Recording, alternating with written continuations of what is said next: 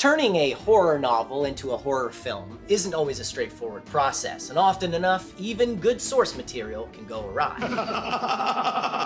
Every once in a while, though, a filmmaker hits all the right notes, sometimes literally, and turns a run-of-the-mill scare into an iconic moment of cinematic horror. That's certainly the case for Stanley Kubrick's 1980 adaptation of Stephen King's The Shining. Actually, leaving aside King's not-so-great feelings about it, Kubrick hits the right notes so often that it's hard to decide which iconic moment is the most iconic. Here's Johnny! But this being the Stephen Kingdom jukebox, let's chart a course in a more tuneful direction. Take a clanging funeral bell and a drug trip from hell, and you've got yourself a perfect musical recipe for the Overlook Hotel.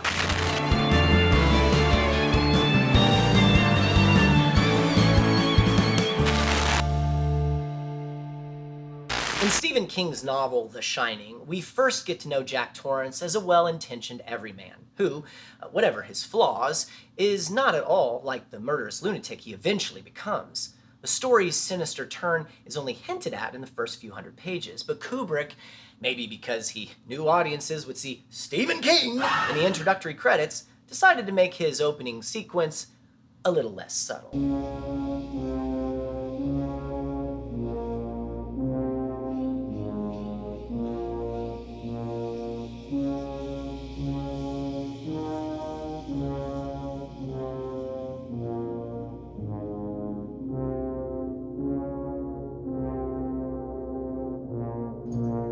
That terrifying musical cue you just heard perfectly sets the tone for the tension-ridden roller coaster of the rest of the film.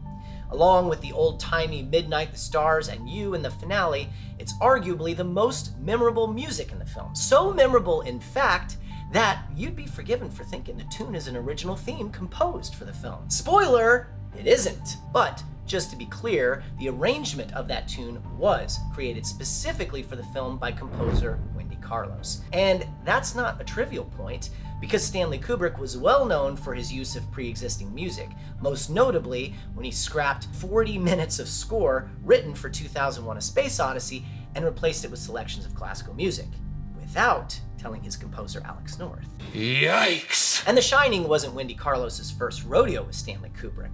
After her groundbreaking synthesizer album Switched on Bach in the late 60s, Kubrick hired Carlos to create similarly synthy classical arrangements for A Clockwork Orange in 1971.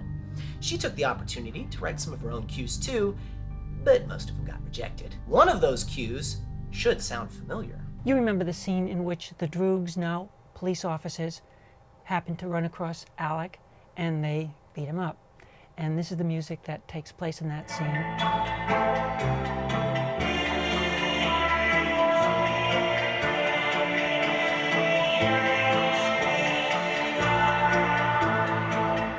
Kubrick followed A Clockwork Orange with Barry Lyndon, another classical score, this one by Leonard Rosenman. So his approach was pretty ingrained when he reunited with Wendy Carlos almost a decade later for The Shining.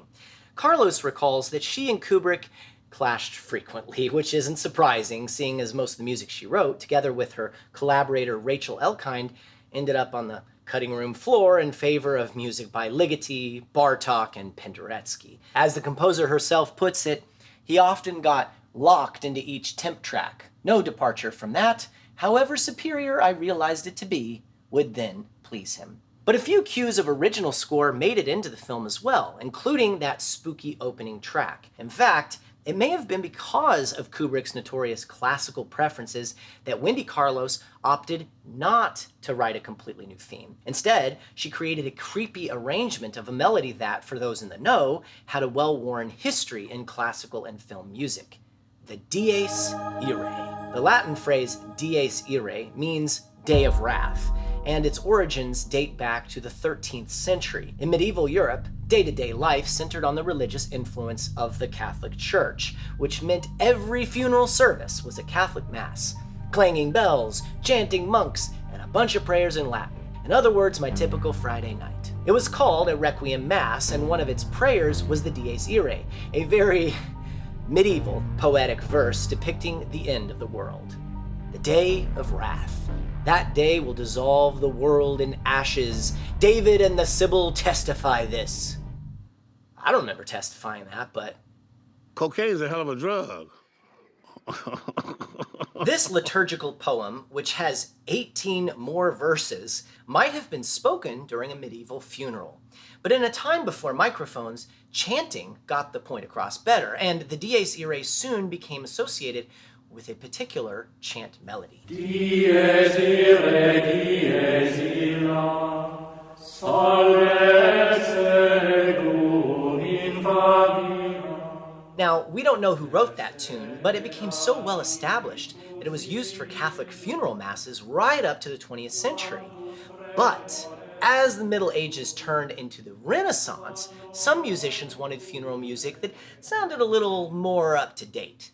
In the early 1500s, Antoine Brumel wrote a Dies Irae for full choir, using the original tune as a starting point for newly written music.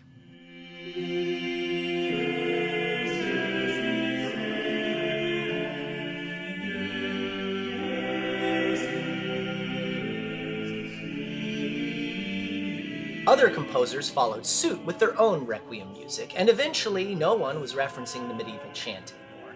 By the time of Mozart's Requiem in 1791 and Verdi's in 1874, we get appropriately terrifying music for the Dies Irae words, but nothing that sounds like the original tune. That being said, these Dies Iraes work pretty well in movies.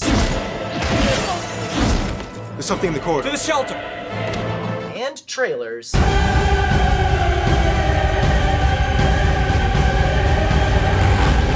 And award-winning web series. But what about that original chant melody that, as we now know, was quoted in The Shining? Did Wendy Carlos discover it while reading through her collection of ancient manuscripts, which I assume is something composers do? Well, maybe, but more likely she was continuing a long tradition of composers who've been quoting that tune for spooky purposes since the 1800s. And the first one to do it was probably the most bonkers composer to have ever lived. Hector Berlioz. Now, there are a lot of great Berlioz stories, like when he planned to disguise himself as a French maid and assassinate his ex.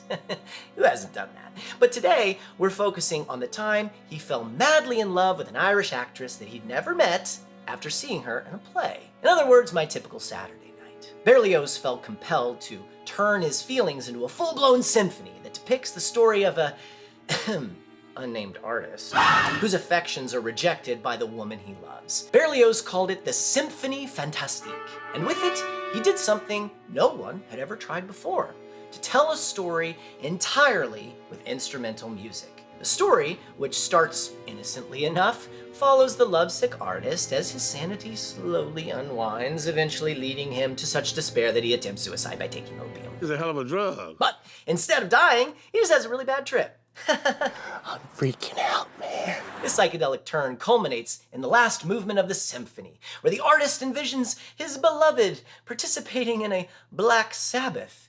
What kind of music could Berlioz use to represent those witches and graveyard ghouls? Well, how about one his audience would already associate with funerals?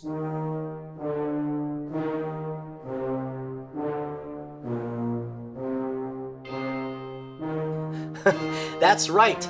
The Shining's opening music is a direct reference to a drug trip symphony written in 1830. And Berlioz's ghoulish music kicked off a slew of other composers who jumped on his macabre bandwagon, none more obviously than his friend Franz Liszt, who borrowed the Dies Irae idea for his piano concerto Death Dance.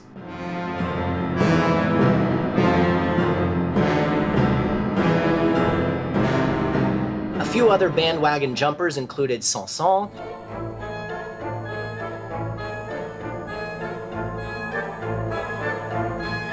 Tchaikovsky, and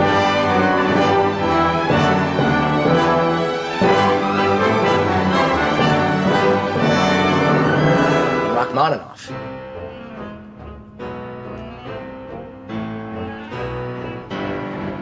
Given its association with death, doom, and the diabolical, it makes sense that Berlioz's pounding Dies Irae quotation would appeal to film composers a century later.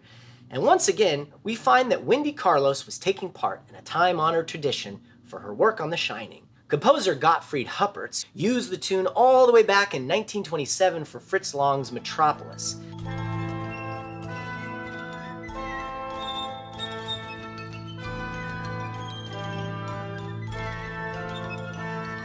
Bernard Herrmann, best known for scoring Hitchcock's Psycho, quoted the Dies Irae in Jason and the Argonauts.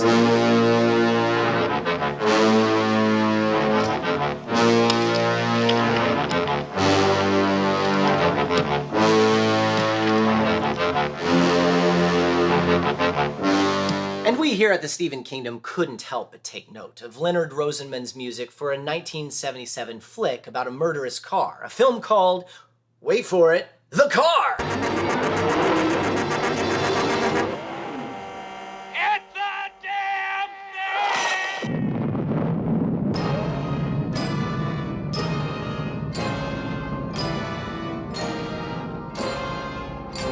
Of course, you constant watchers already know there's more than one murderous vehicle in Stephen King's repertory, and you can see some of our favorites right up here. But why settle for a malevolent car when your creep factor could be the size of a mountaintop hotel? Unlike King's slow burn approach in the novel, Stanley Kubrick clearly wanted to just hit his viewers right away with a full-blown feeling of horror. And what better choice could there be than the Dies Irae? And yeah, okay, composer Wendy Carlos may not have written Dies Irae herself, but as we've seen, she's another in a long, long line of composers to put her own spin on the spine-tingling tune. And we can only imagine what kind of praise Stanley Kubrick gave Wendy Carlos when he first heard her iconic take on Dies Irae over The Shining's opening credits. I like you, Wendy. I always liked you. If you like what we're doing over here at the Stephen Kingdom and would like to show us a little monetary love, our Patreon has all sorts of exclusive goodies for our supporters, including extended and deleted scenes, behind-the-scenes featurettes, early access to episodes, and your name in the end credits. Be sure to subscribe to the Stephen Kingdom channel here, and check out our past episodes here. Long days and pleasant nights, constant watchers. That's swell.